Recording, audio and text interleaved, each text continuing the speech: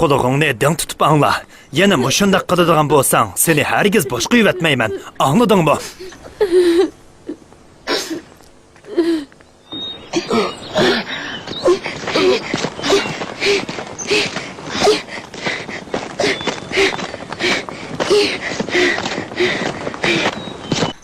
Bağni qandaq boshqarishni mendan yaxshi o'rgangan o'g'lim Muaz. Shundoq qilaman, dodo.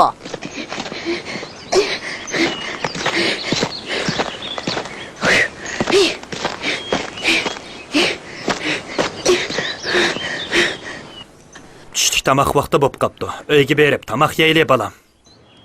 Dodo, Abdullahmi biz bilan tamoqqa borsinmi? Chaqiraymi uni? Chaqirma, u ishlayversin. İşlemchilarga tamoq avatganda bila avatayli, shuni yesin.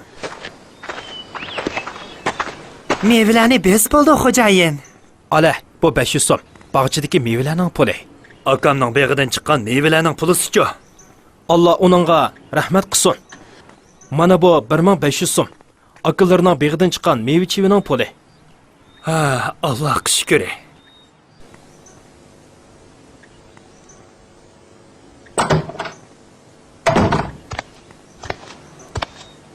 Muaz! Oy Muaz! Mana men, dodo. Bu yoqqa kel. Bugun sana kiyim-kechak va bir muncha hadiya oldim. Ko'rib boqqin. Assalomu alaykum. Va alaykum assalom. Abdullah, bu yerda nima ishing bor? Kiyimlarim ko'nirab, yirtilib ketdi. Yug'ilimi bo'lmaydi. Meni nima qilpasan deysan, ha?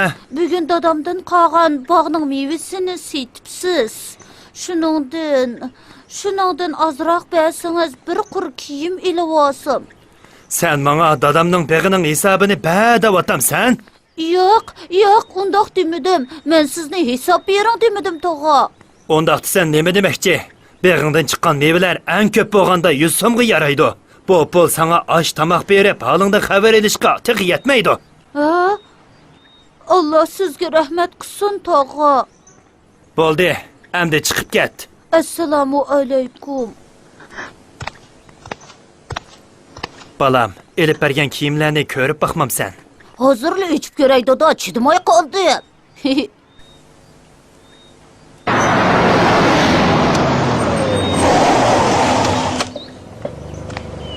Assalomu alaykum.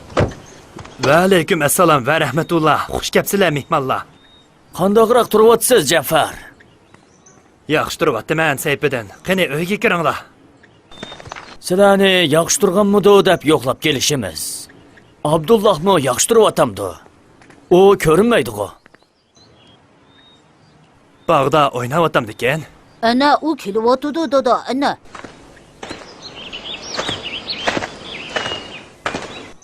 Ha, ne bo'lgandi? Abdullah ajab, horg'in ko'rindi. Omborni tozalab bo'lolmay. Omborni tozalab bo'lamay? Bu ish kichik bolaga eg'irkanmamdi. Men uni cho'ng bo'lganda o'z kuchiga tayinadigan odam qilish uchun chiniqtiryapman.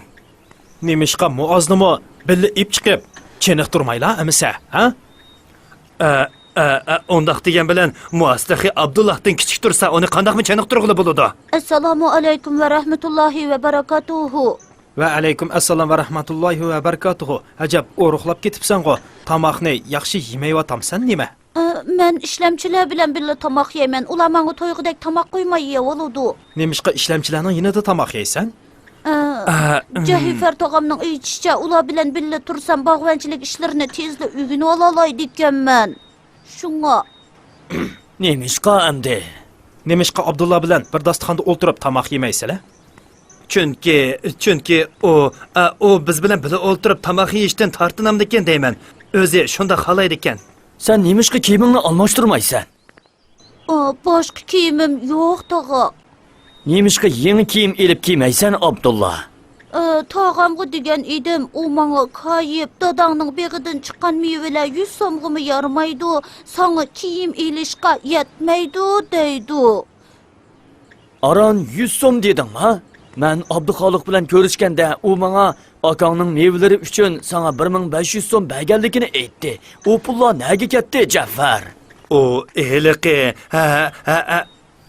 Akangning yetim qolgan bolasining holidan Mushundoq xabar olsang to'g'ri bo'lamdi. Uning melini saqlab berishdi yo'q. Yevapsan texi. Yana bizni aldayapsan. Sen Allohdan qo'rqmamsan? Akangning yetim bolasig'imi mushunda qilamsan? Alloh taoloning yetimning melini toki u balog'atga yetganga qadar uningga eng foydali usulda tasarruf qilinglar deganligini anglamaganmisan? Men ularning melini yavamidim. Alloh taolaning yetimlar haqidagi mono so'zni anglamaganmisan? Zulm qilib yetimlarning mol-mulkini nahaq yavoladiganlar shubhisizki qo'sqiga qiyomat kuni yenib turadigan o'tni yavagan bo'ladi. Ular yenib turgan o'tqa, ya'ni do'zaxga kiradi. Men o mallarni yavamidim. Faqat baqib ketgan chiqimlar uchun o'z haqqimga so'ndirib hisobladim. Agarda sen namrat bo'lsang, qolgan mol ko'p bo'lsa shundoq hisoblasang bo'ladi. Alloh taolo yetimning meli haqida yana mundaq degan. Ularning cho'ng bo'lib kelishidan qo'rqib, mol-mulkini buzib chechib yavamoqlar. Yetimga vasi bo'lganlardan kimki boy ekan, yetimning mol-mulkini yeyishdan o'zini saqlasin. Kimki yo'qsulkan, u o'z amgikining haqqi uchun muvofiq ravishda yesin. Bu nima deganlik bo'ladi? Ey Jafar, agar sen namrat bo'lsang, Abdullohning melidan isrof qilmasdan ehtiyojingga tushliq olsang bo'ladi. Bo'lmasa o'zingni halokatga tashlagan bo'lasan. Allohning iltifoti bilan Abdullohga ko'p mol-mulk qopdi. Jiq-chiqim qilmay, pulga aylantira oladi ekan. Sen Abdullohning meliga chiqilmay, yaxshi saqlab bersan bo'ladi ekan. Endi tushundingmi? Unda qilmasam Abdullohning haqqini yavagan bo'laman-kanda. Albatta yavagan bo'lasan. Yetimning melini yeyish cho'ng gunohlardan hisoblanadi. Abu Hurayradan rivoyat qilingan sahih bir hadisda payg'ambar alayhissalom mundoq degan: Sallallohu alayhi vasallam. Yatta halokatlik gunohdan saqlaninglar deb shu qatorda yetimning melini yavlishni sanagan. Payg'ambarimiz Muhammad sallallohu alayhi vasallam bizni yetimlarning meliga qo'l uzatishdan to'sib mundoq degan: Sizlarni yetim va tul ayoldan iborat ikki ojizning haqqiga chiqilishdan qattiq ogohlantiraman. Yetimning holidan yaxshi xabar elishning savobi intoyin cho'ng. Payg'ambar alayhissalom "Men yetimni boqquchi odam bilan jannatda mushundoq yaqin turman" deb ko'rsatkich barmoqi bilan o'ttir barmoqining orasini echib ko'rsatgan.